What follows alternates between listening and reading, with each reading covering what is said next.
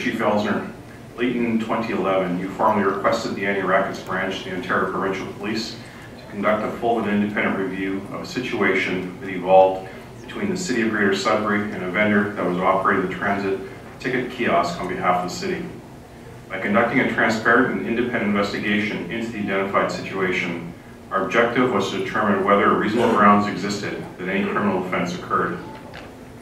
In 2004, the City of Greater Sudbury and Ontario Inc. entered into a contractual relationship where Ontario Inc. was to provide services selling transit tickets and passes at the transit terminal. Ontario Inc. was to remit all generated revenue to the City of Greater Sudbury monthly prior to the transit department issuing the vendor with additional tickets and monthly passes.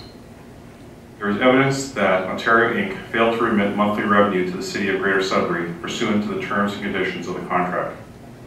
As you are aware, the Auditor General for the City of Greater Sudbury completed an investigation into this matter, and in September 2011, he issued a report that contained 21 recommendations. During the course of our investigation, 34 witnesses were interviewed, a production order was obtained for financial records, and approximately 2,500 documents were reviewed. Investigators also met with the owner of Ontario Inc. and conducted an interview.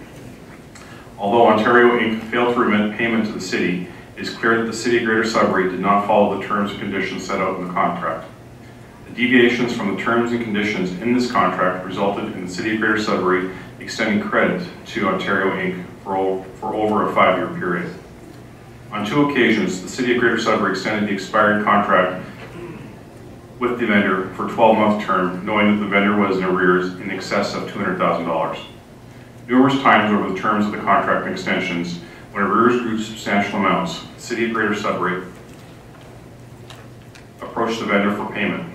The vendor responded by issuing partial payments, but failed to ever reduce the amount owing to zero balance. Police investigation has revealed there is evidence of poor business practices and a lack of management oversight with the vendor. The evidence also confirms that both the vendor and the City of Greater Sudbury failed to follow the terms and conditions defined in the contract, which allowed this situation to manifest to the extent that it did. We have concluded our investigation and has determined that reasonable grounds do not exist that the vendor committed any criminal offense. If you have any questions or concerns, please feel free to contact me, and it's issued by Detective Inspector Paul Beasley.